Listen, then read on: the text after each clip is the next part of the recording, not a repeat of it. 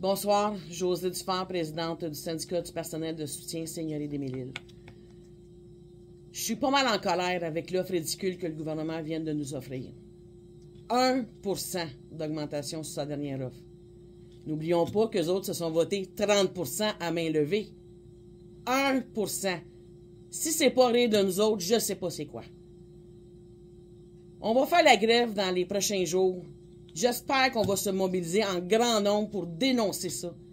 J'espère qu'on va crier haut et fort qu'on n'est pas content de cette offre-là, qu'on le trouve ridicule, ce gouvernement-là.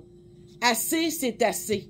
On doit s'écouter et on doit s'exprimer. Une grève, c'est fait pour ça, s'exprimer, mais nous allons dénoncer haut et fort que nos conditions de travail méritent d'être améliorées, que notre augmentation salariale, on le mérite pleinement. C'est assez de se faire rire de nous autres. Assez, c'est assez.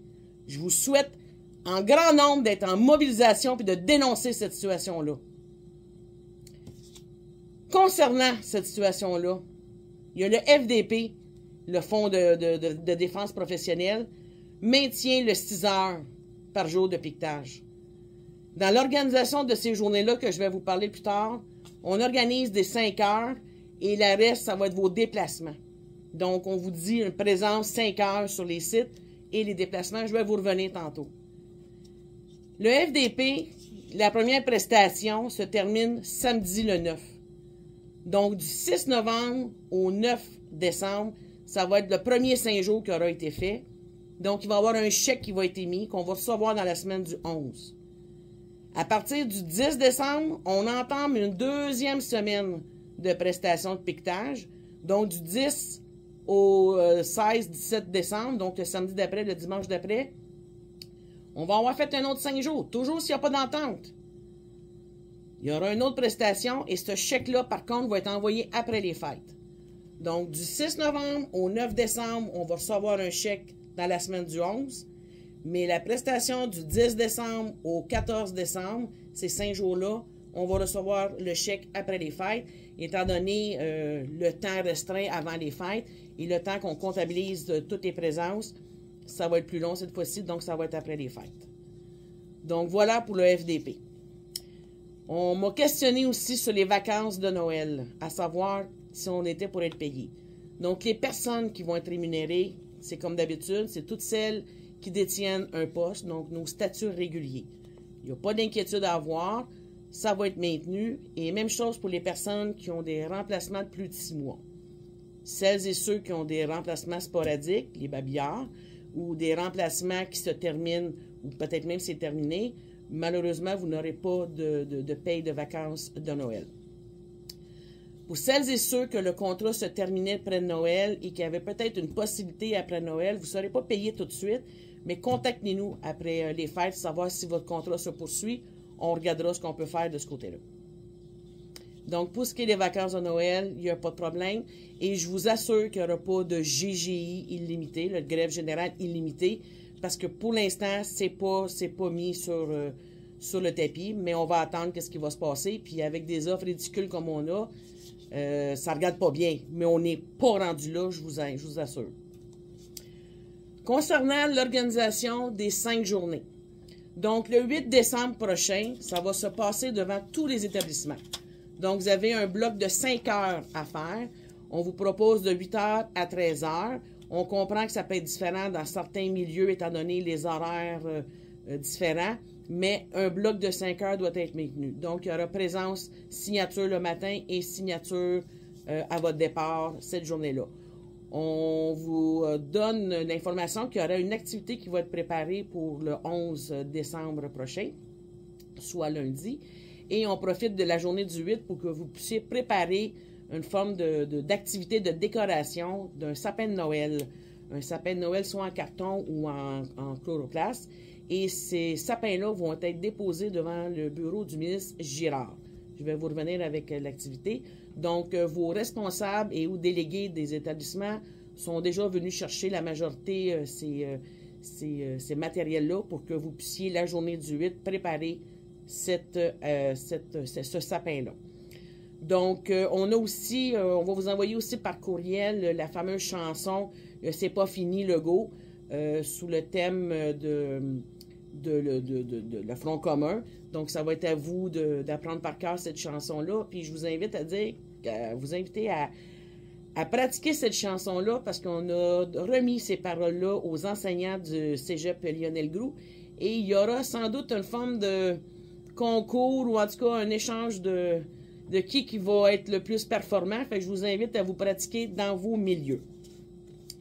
Donc, c'est important aussi que les lignes de piquetage, ça soit toujours minimalement 2 ça soit toujours une ligne de piquetage. C'est le minimum qui est requis 2 personnes. Donc, on vous fait confiance pour le bloc d'heures.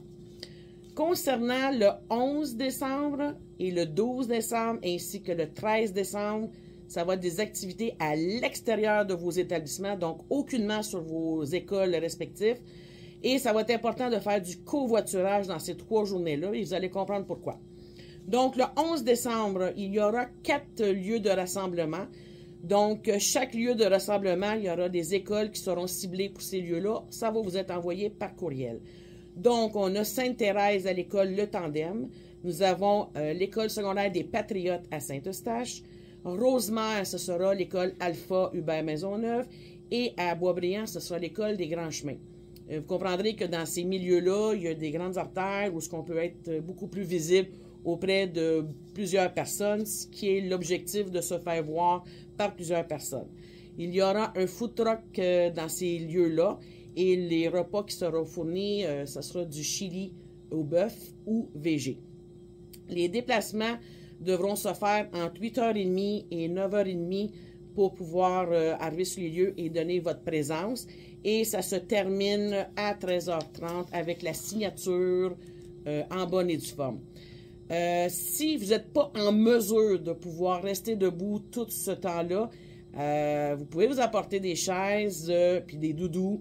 Vous allez pouvoir vous asseoir là-bas, il n'y a aucun problème. L'objectif, c'est pas de se maganer physiquement, c'est de dénoncer que ça ne va pas bien dans nos milieux présentement. Très important. Et le covoiturage, n'oublions pas. Le 12 décembre, c'est la grande manifestation. Donc, j'ai besoin de tout le monde.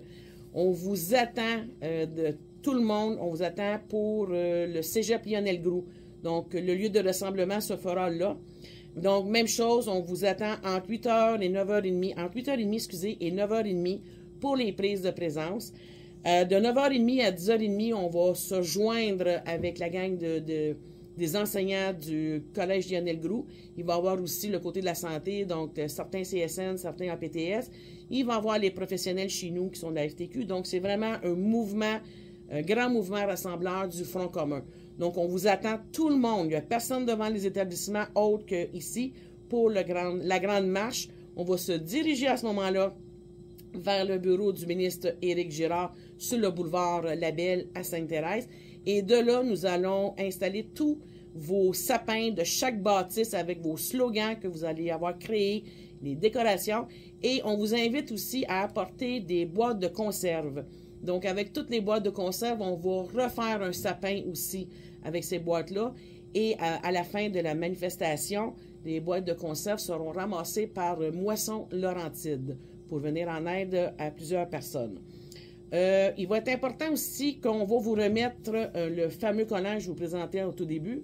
Il y en a des rouges et de cette couleur-là. On va vous les remettre, que vous allez pouvoir les identifier sur les boîtes de conserve. Donc, ils vont savoir d'où la provenance. Ça va faire encore de la publicité pour nous. Et si vous en avez de plus, il n'y a pas de problème. Et écoutez, la CAQ prétend que les femmes devraient être de retour dans les cuisines, derrière les comptoirs et avec les chaudrons. Mais moi, j'ai une petite nouvelle pour lui. On va les sortir, nos chaudrons, mais ça va se faire dans les rues de Labelle, sur le boulevard Labelle, devant le bureau de Girard. Donc, je vous invite à emmener des chaudrons puis qu'on puisse faire du bruit avec les cuillères de bois. Il va nous entendre, soyez-en certains. On va se faire un plaisir. Il va être important, très important, que les fameux collants ne se retrouvent pas sur les portes et fenêtres du bureau du ministre Girard. On va être quand même respectueux des lieux et dans les lieux puis les entrées de bureau. Et je vous dirais que pour terminer cette journée-là, le fait d'amener les chaudrons et le fait d'amener les cacanes, ça va être communément appelé cette journée de la révolte de la CAQ-CAN. La révolte de la CAQ-CAN. Donc, c'est ça, il va nous entendre, croyez-moi. Le 13 décembre, c'est la journée qui n'aura pas de piquetage, mais qui aura quand même une activité syndicale. Donc, vous allez être attendu à la cabane à sucre Constantin à Saint-Eustache. Vous comprendrez que je ne pourrai pas tous vous recevoir en même temps, étant donné le trop grand nombre. Je n'ai pas été capable de trouver une salle à la hauteur du nombre de personnes. Donc, on va faire ça en deux. Donc, il va y avoir un avant-midi et un après-midi. Donc, il va y avoir un groupe qui va commencer à 8 h le matin. Excusez-moi, à 8 h 30 le matin. Et j'aurai un autre groupe que ça va être à 1 h l'après-midi. Donc, on va diviser les territoires, la CSSMI en Est et l'Ouest. Donc, vous allez recevoir dans vos courriels quelles sont les écoles qui vont être invitées le matin et quelles sont les écoles qui vont être invitées dans l'après-midi. Donc, il y aura des explications, une petite mise à jour au niveau de la négociation, où est-ce qu'on en sera rendu. Hein? Mercredi prochain, il risque de se passer bien des choses d'ici ce temps-là. Fait qu'on fera une petite mise à jour. Et ça sera le moment où vous allez signer et de recevoir votre premier chèque de prestation de piquetage. Donc, ça va se faire le 13 décembre à la cabane à sucre Constantin. Donc, un groupe le matin, un groupe l'après-midi. Je réitère que le covoiturage va être fort, fort important cette journée-là. Donc, le 14 décembre étant la dernière journée de piquetage, on retourne devant nos établissements et on refait le fameux 8 à 13 devant les établissements. Et du coup, je vous informe que si, advenant le cas qu'il y aurait un changement, qu'il y aurait une entente, dès qu'il y aura un 3 jours de fait, le FDP va quand même rémunérer. L'objectif, ça serait le fun de ne pas se rendre jusque-là, de se rendre au 14. Mais bon, voici l'organisation de ces journées-là. Je veux quand même vous informer que dès qu'on va être au courant de la suite des choses, dès qu'on va savoir les avancées, je vais vous tenir au courant, mais vous comprendrez qu'une négociation, ça ne s'explique pas au compte-gouttes. Ça ne s'explique pas sur le fait de dire voici où ce qu'on est rendu, voici ce qu'on a décidé, voici de quoi qu'on a jasé. Ça se passe à huis clos, donc on n'a pas tant d'informations que ça. Et n'oublions pas que juste chez nous, les employés de soutien, nous sommes quand même 45 cadres d'emploi différents dans 3 secteurs. Et déjà, entre secteurs, il y a beaucoup de différences. Donc, je sais que c'est pas facile, mais il faut vraiment être patient. L'équipe de négociation travaille très, très, très fort. Et juste au niveau de la CSN, il y a quand même au-delà de 30 tables de négociation. Donc, c'est beaucoup, beaucoup, beaucoup d'actions.